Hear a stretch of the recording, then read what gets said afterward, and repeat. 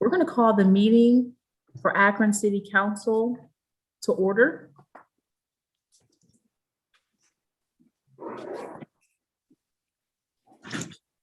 Clerk will read the roll. Baylor. Aye. Connor. Here. Freeman. Aye. Fusco. Aye. Hamer. Aye. Lombardo. Aye. McKittrick. Aye. Malik. Aye. Neal. Aye. Amobian. Aye. Okay, yeah, thanks. Samples. Okay, take care. Aye. Somerville.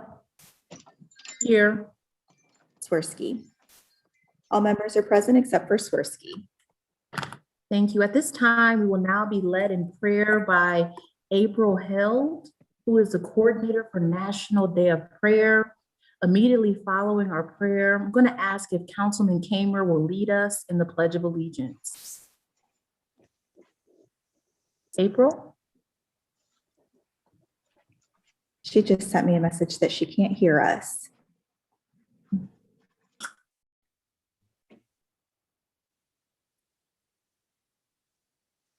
April, can you hear us now?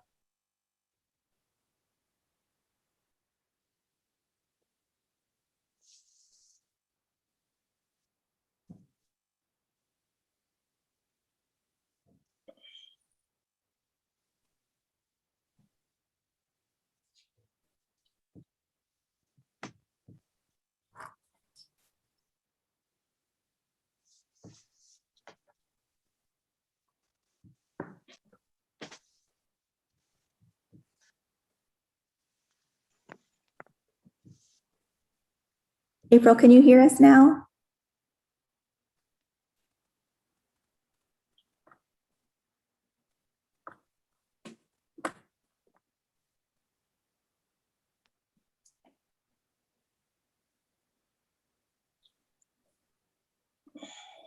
I think April's having some technical difficulties on her end. So I'm just going to ask if Councilman Freeman would be so kind to lead us in prayer this evening.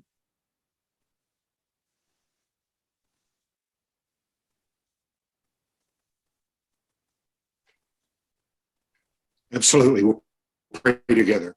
Thank you. Father in heaven, we're reminded that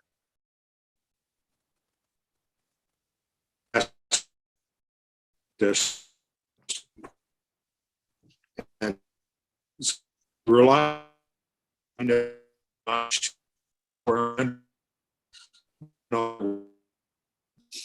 you. So that is our plea this evening. Thank you for our city. Thank you for the place that you've called us.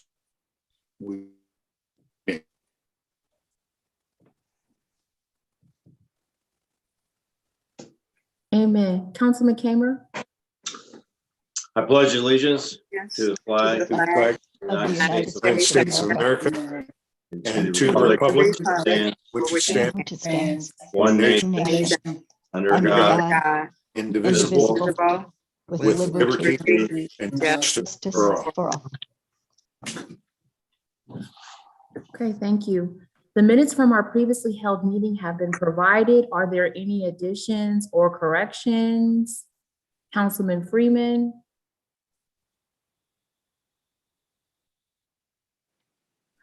Councilman Freeman, I think you're on mute. Move for approval. Thank you so much. Can we get a second, Councilwoman Connor? Second, Roll call? Baylor. Aye. Connor. aye. Freeman. Aye. Fusco. Aye. Hamer. Aye. Lombardo. Aye. McKittrick. Aye. Malik. Aye. Neal. Aye.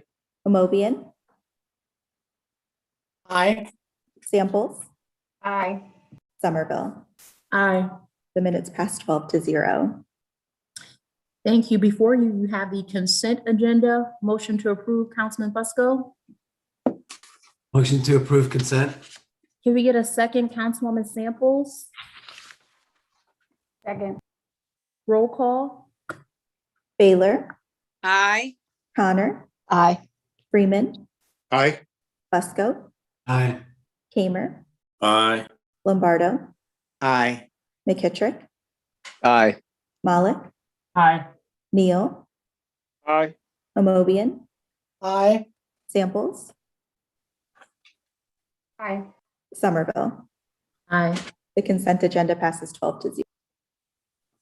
We have no public hearings scheduled for this evening, so we'll move right into our old business, planning and economic development. Councilman Fusco. Yes, thank you, President Somerville. The request of the committee is on, it's for time on 1 through and including 7. Then the committee would like to request a consent agenda on item number 8. And then time on the balance of the agenda. Okay, thank you so much. Time will be granted. Housing and neighborhood assistance, Councilman Fusco. Time on the agenda. Time will be granted. That concludes. Okay, you want to read in item number 1? We're going to read in the substitute, Councilman Fusco. Yeah, we do have a substitute offered as an amendment for item number 1, and that is offered by Mayor Horgan, ordinance amending and or supplementing Title 15 Land Usage, Chapter 150 Environmental Health Housing Code to add sections 150.51 and 150.52 to create legal defenses in an eviction matter for tenants who attempt to tender all past due rental payments to a landlord and capping the amount of reasonable late fees that a landlord may impose on a tenant and declaring an emergency. Okay, thank you so much. And again, time will be granted. That concludes our old business. We'll now move into new legislation. Item number 1, offered by Fusco, ordinance authorizing the mayor or his designee to enter into a contract or contracts with the Board of Education of the Akron Public School District for the Community Learning Center's Akron After School Program in order to provide learning enrichment activities and declaring an emergency. Councilman Fusco, Consent agenda. this item will be placed on the consent agenda. Item number 2, offered by Fusco, ordinance approving the sale of city-owned property pursuant to the city's Allot for a Little program in order to facilitate the productive reuse of the property and to reduce the cost to the city and the taxpayers in maintaining vacant lots, determining said property is not needed for public use and declaring an emergency. Councilman Fusco, Consent agenda. this item will also be placed on the consent agenda. Item number 3, offered by Fusco, ordinance approving the 2021 Consolidated Annual Action Plan, including applications and certifications for the Community Development Block Grant, the Home Investment Partnership, and Emergency Solutions Grant Programs, authorizing the Director of Planning and Urban Development to enter into all necessary contracts for the operation and term of the programs and declaring an emergency. Councilman Fusco, Refer. this item will be referred. Item number 4, offered by Samples, resolution declaring it necessary to improve certain streets in the city between certain termini by providing street cleaning services and street lighting and declaring an emergency. Councilwoman Samples, Thank you, Madam President. Consent agenda, please. this item will be placed on the consent agenda.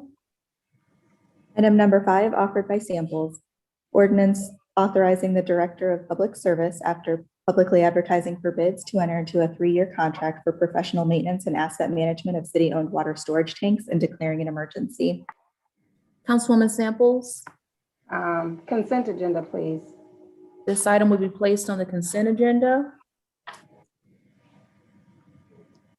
Item number 6, offered by Samples, ordinance authorizing the purchasing agent after publicly advertising for bids or obtaining quotes as appropriate to enter into a contract or contracts for the purchase of speed tables and miscellaneous supplies for installation of the speed tables and declaring an emergency. Councilwoman Samples, Thank you, Madam President. The committee's report is favorable, and we're asking for suspension of the rules. any objections on suspension of the rules? Seeing and hearing none, the rules have been suspended. Nothing further. Okay, thank you. The rules have been suspended. The committee's report is favorable. Roll call. Baylor, Aye. Connor,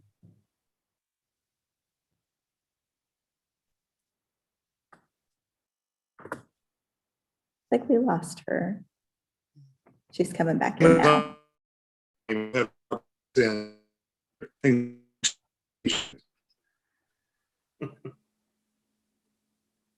Aye. Fusco, Aye. Hamer, Aye. Lombardo, Aye. McKittrick, Aye. Malik, Aye. Neal, Aye. Amobian, Aye. Samples, Aye. Somerville, Aye. Connor. Aye. This ordinance passes 12-0.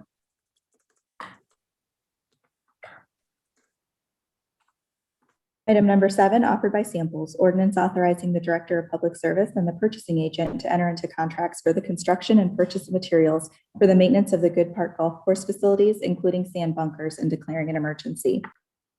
Councilwoman Samples, Thank you. Consent agenda, please. this item will be placed on the consent agenda.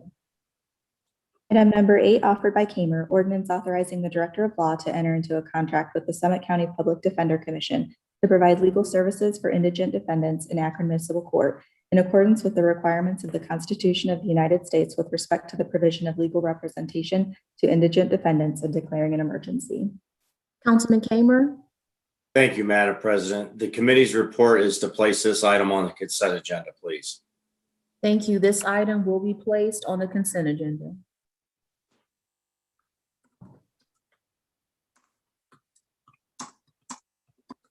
Okay, so we've already dealt with item number 9. We've read it in. Councilman Fusco, Refer? this item will be referred. That concludes our new legislation. We'll now move to the portion of our meeting that we refer to as our public comment period. Our clerk will play in comments received for this evening.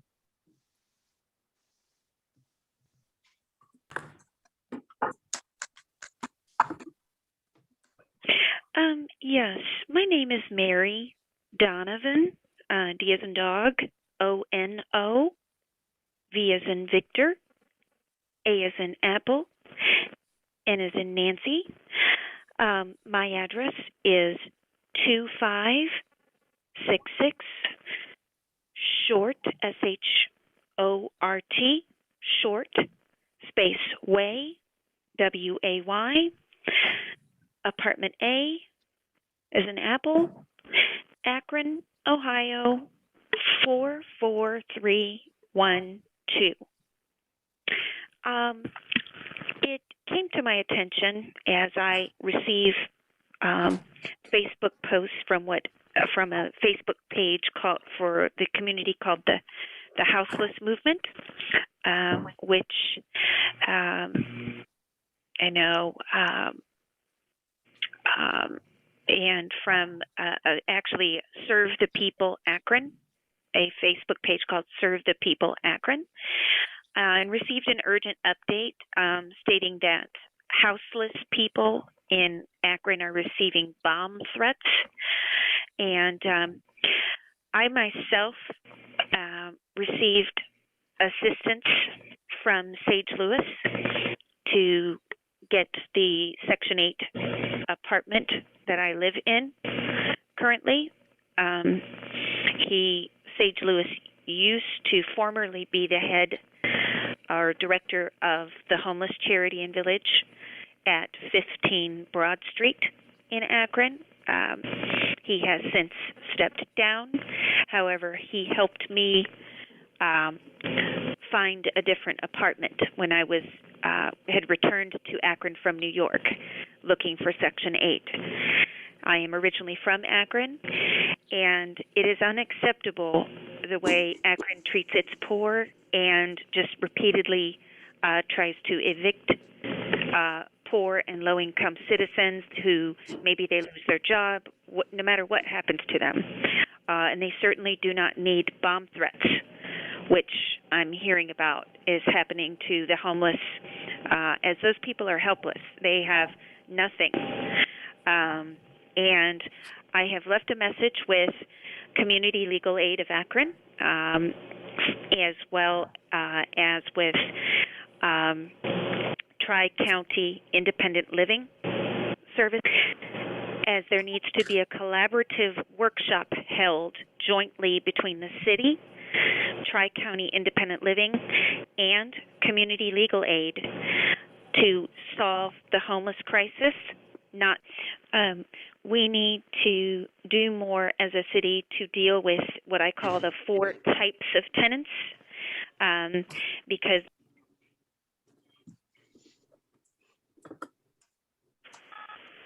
Hi, my name is Kelly Urbano. My husband, Larry O'Neill, and I live at 686 Ardley Drive in Akron, 44303, along with our daughter, who's a freshman at Akron Early College High School. Rich Tversky is our councilman in Ward 1. He does an excellent job, and he and his family have been on our minds, and we're hoping that he's going to be well. The reason for my call is to express my optimism for the possibility of Akron selling the Merriman Valley property to the conservation group rather than to the developer. I was happy to read that. I do appreciate the mayor's efforts, major efforts, and the city's efforts to boost population in Akron and to spur the economic development around here. But the plan to build high-end homes where buyers would not have to pay any property taxes for 15 years is just not palatable, in my view.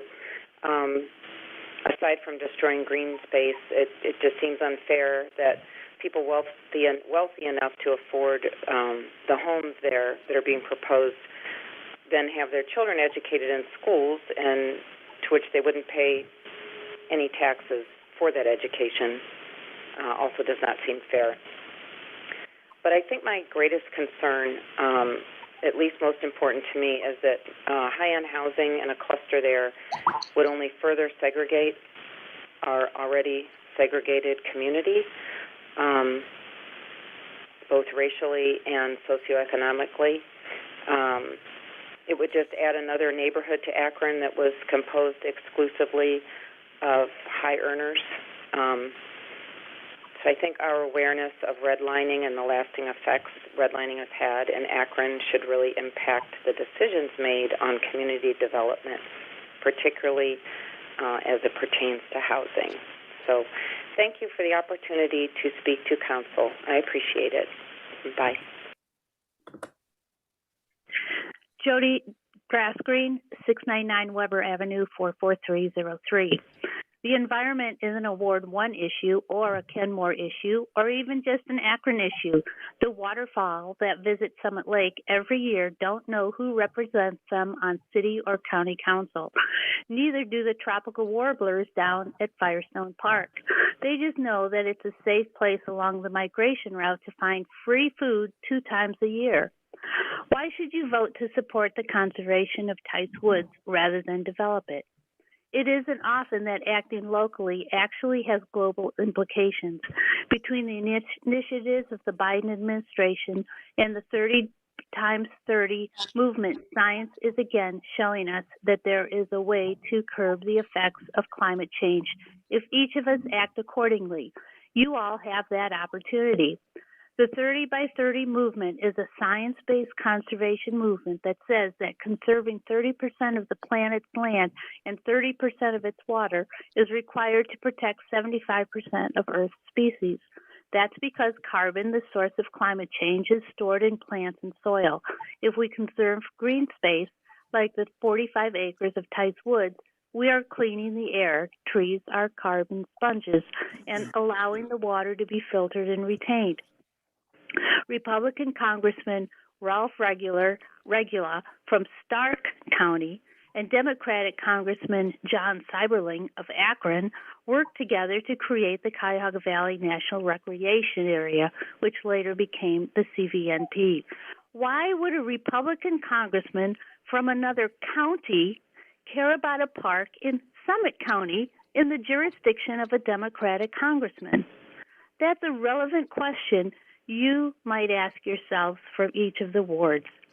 Some people think because we have the park, our job is done, that the existence of the park is the plan, and we're done with that environmental stuff. That's like saying once your kids are in school, you don't have to tend to their education anymore. Speaking of education, schools across the city of Akron have become college and career academies. You may have kids from your ward who are studying in one of those environmental career academies. The conservation plan offered by the Western Reserve Land Conservancy could be another link in a greenway educational corridor at Tice Woods. I hope you get the chance to see WRLC. I hope you see the RFP plan that WRLC created. You can view it if you haven't seen it already at preservethevalley.com/fact-sheet. My name is Jared Struble. I'm a resident of Akron at 208 North Portage Path, apartment 204. I just wanted to share my support for source of income protection and the pay to stay proposals. I've seen both of them have really positive impacts in other communities for both tenants and landowners, and I think that they would be a great help to our community here in Akron as well. Thank you. Hi, my name is Nick Casiopo, 41 Marshall Avenue, Akron, Ohio, obviously, Ward 1. Just wanted to address a few things.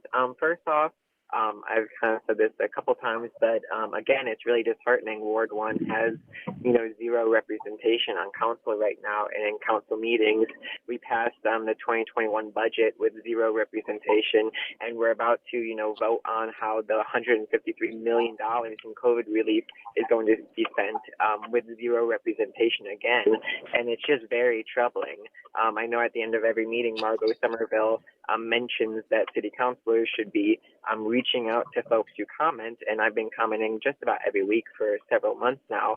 And I know, Councilman Jeff Fesco says that he, speaks with Rich Swirsky, and that should be enough representation. But again, not a single city council person has ever reached out to me about my comments that I've given in. So again, I'm just asking, where is our representation? It's very undemocratic at this point. We're going on several months, and nothing's been addressed about it. Continuing on again, very against further development in the valley. Really wish that we could just preserve nature and just, change our development policy a little bit. We don't need to continue, gentrifying areas. We don't need to continue raising property values for everyone and displacing people. The tax abatement again, redlining 2.0. I will still have research coming out to you, but, in the immediate, if you look at the zip codes in Ohio with the highest percent of white population, they correlate with the highest percent of tax abatements, and the zip codes in Akron with the highest percent of black population have the lowest percent of tax abatement. So again, it's very troubling, and I'll have that to you very soon.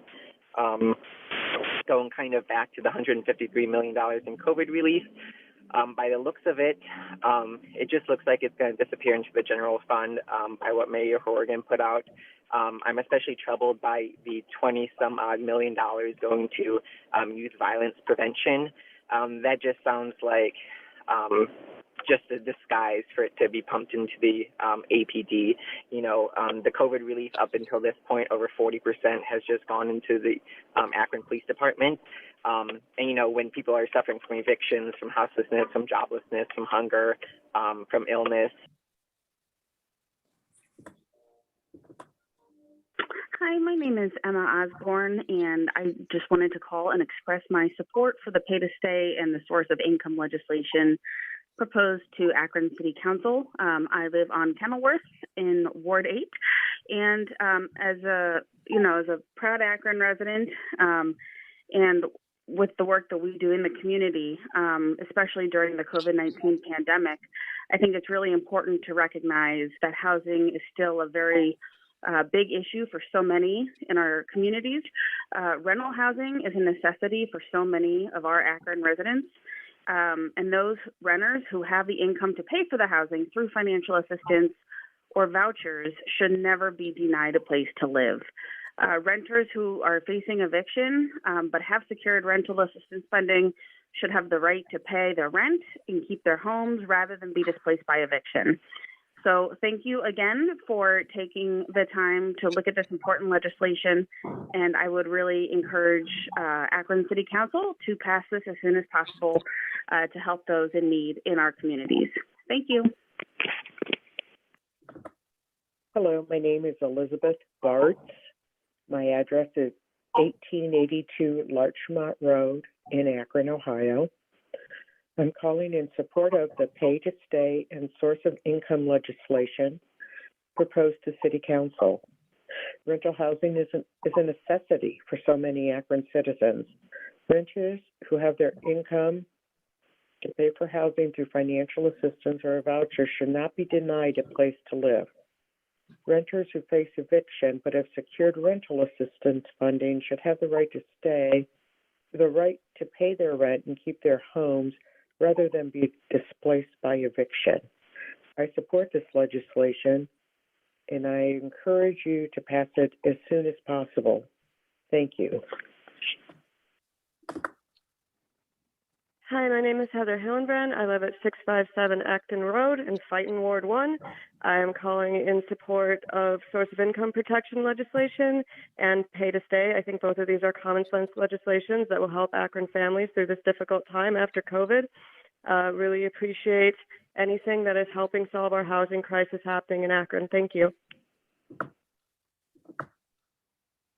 Hi, my name is Alyssa, and my address is 1725 Redwood Avenue, Akron, Ohio, 44301. I'm calling in regards to the pending source of income protection and pay to stay pieces of legislation.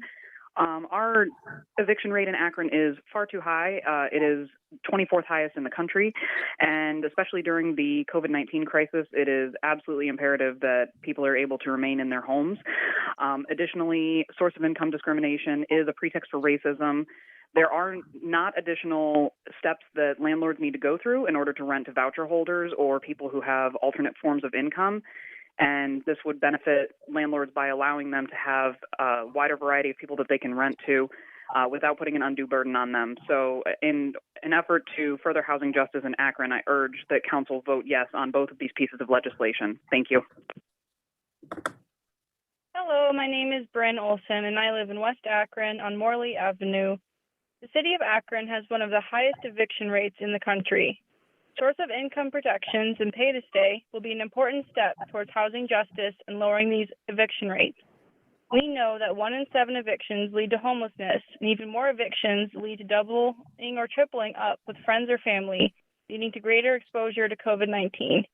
Pay to stay legislation gives people the opportunity and dignity to remain stably housed during a time of economic strain.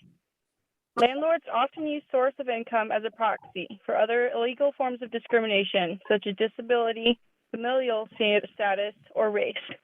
We must hold them accountable and ensure every Akronite is treated with dignity and fairness.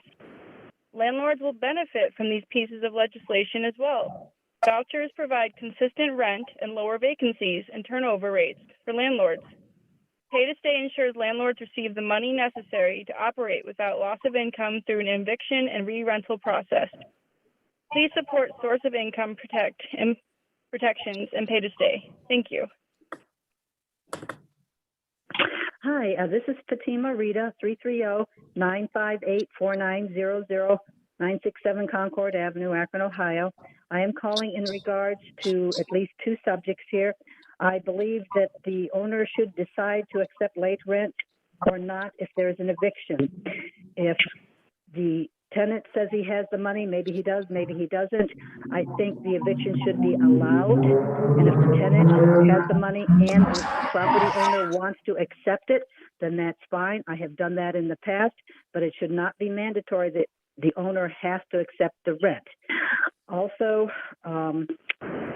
sometimes you don't know what's going to happen with the people.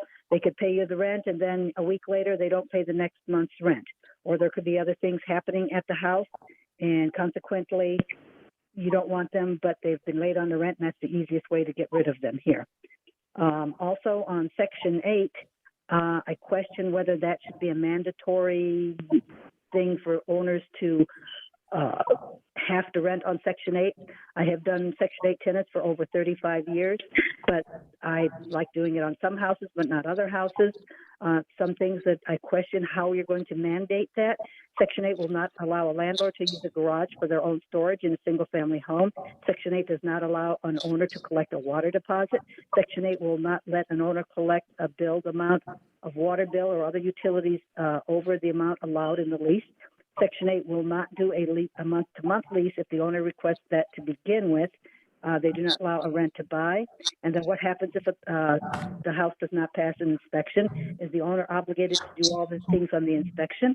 I had once where there was some peeling paint. It was in the middle of the winter, and they said I had to fix the peeling paint before I could rent it. So how in the world am I going to fix peeling paint when it's 30 degrees outside in the middle of winter here? And also the other thing that very much concerns me, it takes 1 to 2 weeks for Section 8 to prepare and give the owner the lease, but they want you to give the keys before you even sign the lease with Section 8. And then the thing also is Section 8 pays different money for different tenants. I had a buddy of mine, he had a 2-bedroom place. A person who made not much money, they'd only pay him $700. And if a person made more money, they would pay $800. So I don't see how you can do the scale. And also, if you have a 1-bedroom person and they want your 3-bedroom place, they're not going to pay nearly enough as a 3-bedroom person. So I think that should be somebody else's choice. And then sometimes you evict people for other reasons than non-payment of rent, but it's easier if a person is doing drugs and you can't prove anything. You just file the eviction when they're 1 day late. I actually did that once. And then I told people. Yes, good evening, Council. My name is Harrington Hargrove. I live at 1008 Laurel Avenue, Akron, 44307, Ward 3. And my concern is I spoke to City Council on April the 5th in regards to equity in funding for the Black community regarding economic opportunity. It seems like this council has little interest in fairness when it comes to elevating the Black community. I have been asking council for 30 years to formulate a plan that would include the Black community for upward mobility. But it seems like it is not your will to do what is just. It seems that all this council wants from the Black community is our vote. It seems like there's only one person that speaks out for the Black community when it comes to inclusion and economic and equality. Why is that? I'm asking this council to allocate funding to uplift the Black community, but it seems that you don't care, even though you know that we have been treated unjustly. Why is it you won't change this practice?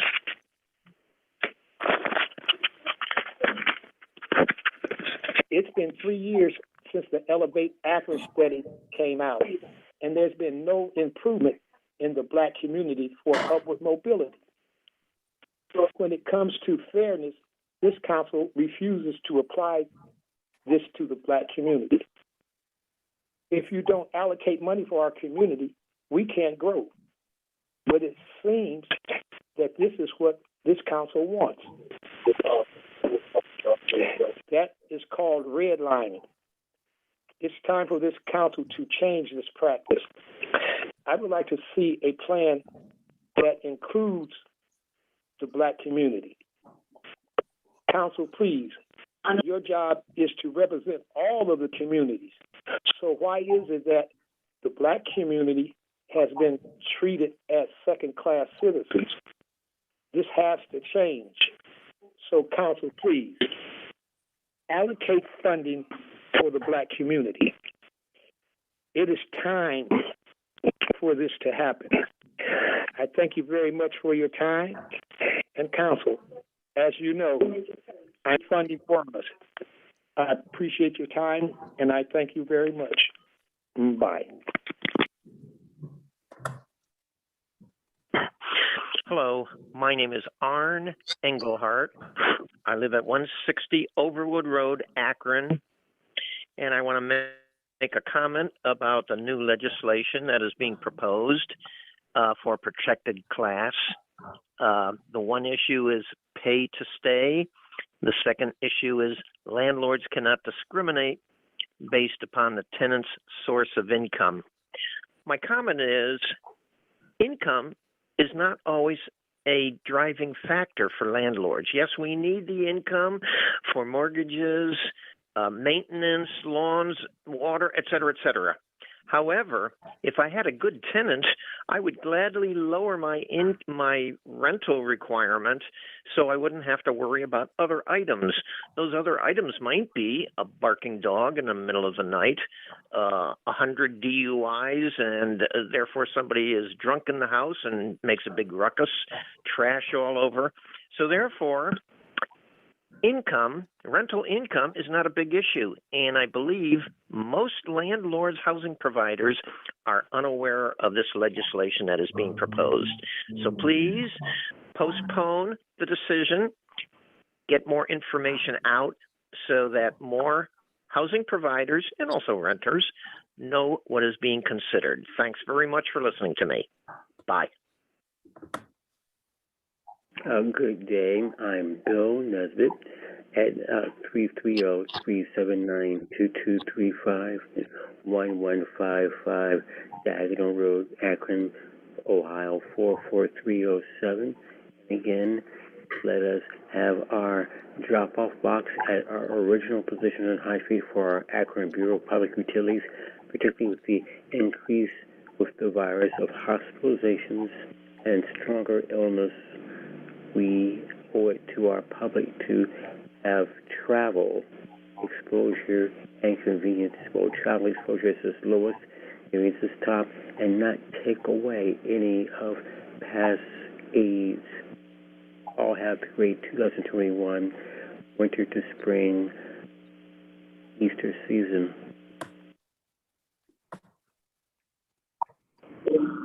Good afternoon. My name is Camille Dickerson. My address is 564 Dorchester Road, 44320. Russell Neal is my representative, and I am happy to have him there. I appreciate the opportunity to speak this afternoon. I wanted to mention that I am concerned about the pay to stay legislature. I am a property owner, and I also am on the board of Akron Canton Real Estate Investment Association, where we have 60 to 100 members who are all, well, not all, but most are property owners, and we all provide decent and affordable housing. That is our goal. And I'm a little concerned about the pay to stay legislation, because it appears that, well, maybe I need to learn more about it, and I will do so. But from what I understand, we are not able to discriminate based on a tenant's source of income.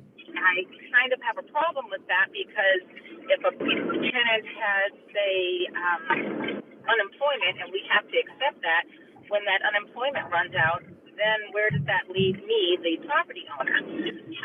I have no problem with people with Section 8. In fact, I love vouchers. I do not like AMHA because they have, I think, discriminatory practices against property owners. And I've had some difficulty in the past getting cooperation from AMHA. And so I have difficulty wanting people who have Section 8 vouchers through AMHA to stay on my properties. I don't mind Section 8. In fact, I do have some individuals who are VA veterans, and they have a Section 8 voucher. I have no problem with them. They have a caseworker, and they are working out well. So actually, I would like it also if there would be somewhere where I could go and find out more about the pay to stay legislation, so I can read something about it. Thank you very much for your time. Have a great day. Bye now. That concludes our public comments for this evening. Definitely want to take the time just to thank all of those who have left and shared comments this evening, so thank you. At this time, we'll move into our committee assignments. Rules, Councilman Freeman. 2:30. Public Safety, Councilman Kamer. 2:15. Budget and Finance, Councilman Freeman. 3 p.m. Parks and Rec, Councilman Neal. 1:45. Planning and Economic Development, Councilman Busco. Subject to call, or I'm sorry, silly me, 1 o'clock. Housing and Neighborhood Assistance, Councilman Busco. 3:15. And it's important that I mention to everybody on council, there's been quite a bit of discussion in reference to the housing pieces that we've been discussing. And we've had quite a bit of interest in terms of passing this in a timely fashion. There's a lot of discussion about passing this quickly. And so I've determined that, we've had 3 readings. So I'm asking everyone to strongly consider 2 weeks. I'm asking for 2 more weeks' time, get all of your questions answered and get everything, and hopefully we'll get all voices heard. I know that there's been quite a bit of discussion previous to this before it came in, but we are asking that everybody get everything taken care of before. I'm going to ask for 2 weeks' time. So everybody be prepared. And if you have questions or comments or concerns, please bring them forward. You can also bring them forward to Mr. Hardy as well and Tamika Rose. Thank you. Thank you so much, Councilman Busco. Public Service, Councilwoman Samples. 2 p.m. Health and Social Services, Councilwoman Amobian. 2:30. Public Utilities and Green Committee, Councilman Freeman. 2:45. And is there anything else coming before council? I do see Councilwoman Samples. Thank you, Madam President. Just a few things. The first one is, I don't see anyone on here from Parks and Rec, so I'm hoping that they'll reach out to me after this meeting. I did see the flyer that the city is going to be offering some free drone courses at Mason CLC, which is great. My concern is Mason's field is supposed to be ready this year for the Central Raiders team. And I need to know from them where we are, because those kids are expecting to be there this year to play football. Their first game is May 24th. They've been using Joy Park as a practice field, but it's definitely not equipped to be a football field. There was funding put into place to have Mason's field graded, and I've not heard anything. And I know you, Francie, taken over for John, but there were some engineers who were spearheading this. So if someone could get with me, I need to be able to tell that football team and those children where they'll be practicing and playing at this year. Especially now that I see that there's some drone classes that are going to be held there outdoors. And then secondly, I'm really concerned about the gun violence going on in our city. And I know for the last 7 years I've been here, right before we get to the summer, I always say the summer is upon us. Well, that's a moot issue now. They're not waiting to the summer anymore. It's daily. The gunfire is daily. I went on our police reports just to see if maybe I'm just overthinking it or just being just a worrywart. And just the last 30 days, when I look at the crime type for weapon violations, every zone in the city has had some kind of issue as it relates to gun violence. Zone 1, 22, Zone 2, 15, Zone 3, 24, Zone 4, 15. This covers the whole city. This covers all of our wards. So the gun violence is not picking one side of town. It's not just in Ward 5. It's just not in Ward 3. It's out in Ward 7. It's out in Ward 6. It's out in Ward 9. It's everywhere. And I'm very concerned because I know we have a lot of funding that's coming into the city. A lot of us are going to be allocated funds to do things in our neighborhoods. Some of this stuff, I don't know, people have a problem with cameras. People have a problem with thinking Big Brother is watching, but right now we need Big Brother to watch. As I look through these reports, some of these incidents are happening on the same streets. So I don't know if these young people with these guns, if this is gang related, it's retaliation. They're going on streets shooting at houses and coming back days later and shooting at another house. And as you look through these reports, you see that you have one address on the street and you look in the same street, different address. And I'm very concerned for a lot of reasons now. I've got parents calling me because their boys are walking home from school on North Street and some kids in the car start shooting at them and they had to cut through Hickory Street just to get away. I mean, what if they would have shot one of those little kids? I'm very concerned. We go across the other side of town, we have a shooting on one street, and 2 days later, I don't know if it's the same people who came back and they start shooting on the street again. Well, one of those houses they shot was my sister's house. And thank God she was at work because she's a nurse. The very same living room that her and her husband sit in, they pull bullets out of recliners, out of tables. And the scary thing is, I'm big on cameras. And thank God for the neighbors having a camera on their house because my sister didn't have a camera on hers. I am concerned. We all should be concerned because when I look at these zones, this is the entire city. This is every ward. They are not discriminating. They are everywhere. And these are young people with guns that are a majority of the issue that we have here. So I don't know if we could have ourselves a conversation on public safety, if we need to have a conversation with the mayor about what we need to do about, I don't know if there's cameras on the stoplights, cameras on some of the businesses, if we can't afford to put them on people's houses who want them, but I think we need to do something, and we need to do something fast because it's only getting worse. Thank you. Thank you so much, Councilwoman Samples, for sharing that information. Councilman Malik.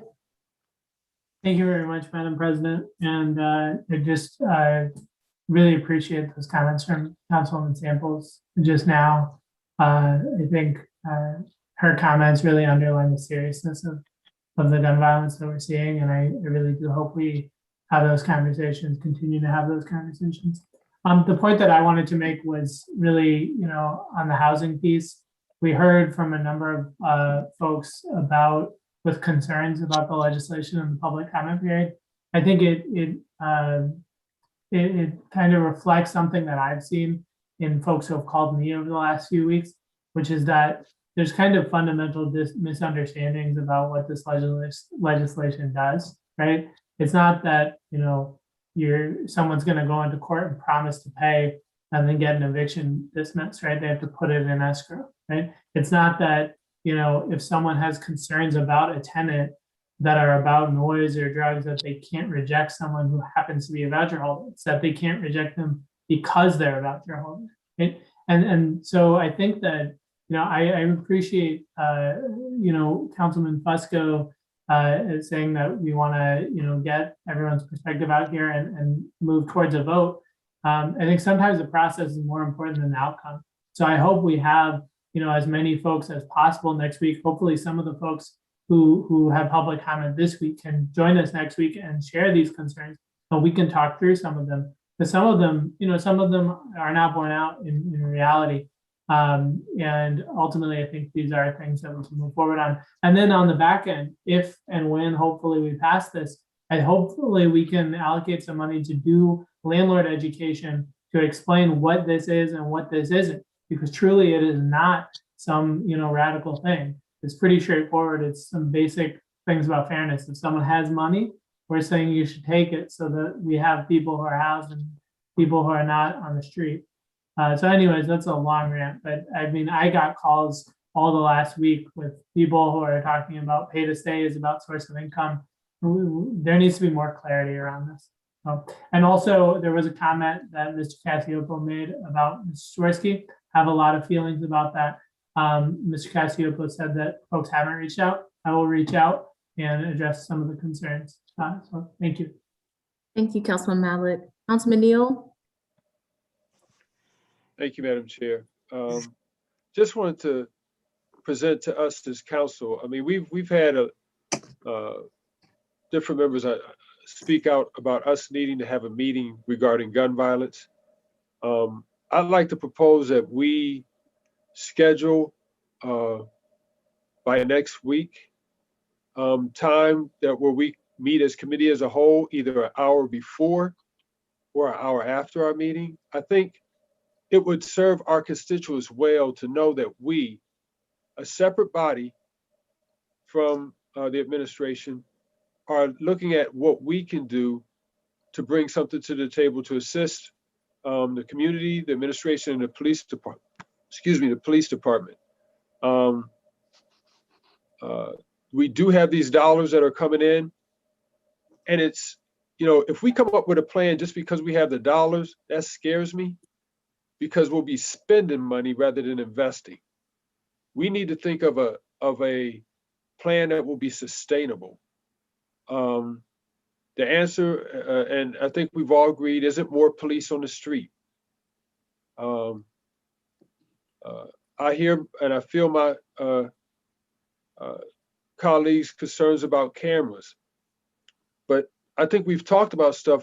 We need to do things that are proactive, that hopefully can circumvent before, you know, these things hit the street. And with the dollars that are coming in, you know, we want to remember too that those dollars are coming in for those who have been adversely impacted by COVID and gun violence. Violence as a whole is something that registers, because across the nation, violence has increased during this period. And we know that gun violence is a public health crisis. So, you know, I don't know how much longer we have to go before we set a time where we can meet. And then lastly, those dollars are coming in. I hope we're not planning to just put them in the general fund. There's no way we could track that. Part of the requirement of the American Rescue Plan is documentation for future generations that come after us. I mean, this has never happened in this country's lifetime before. So proper documentation. I think this is an excellent time for us to look at putting this budget online, because separate from our general budget, so we could track these dollars and see how they're invested and get our constituents' input. So, you know, I know we usually need to have legislation come in.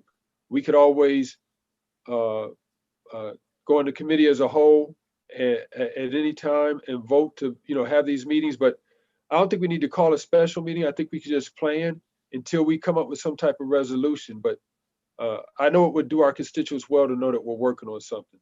Thank you, Madam President. Thank you so much, Councilman Neal. I'm just going to ask if you would be so kind and willing, because again, I think these conversations are very necessary. If you could just reach out to Public Safety Chair, Councilman Kamer, so that we can pull something together. Thank you. Is there anything else coming before council at this time? Councilman Fusco? Motion to adjourn, please. We have a motion to adjourn, and if there are no objections, meeting adjourned. This concludes the live broadcast of Akron City Council. Margot Somerville, President of Council, presiding. Thank you.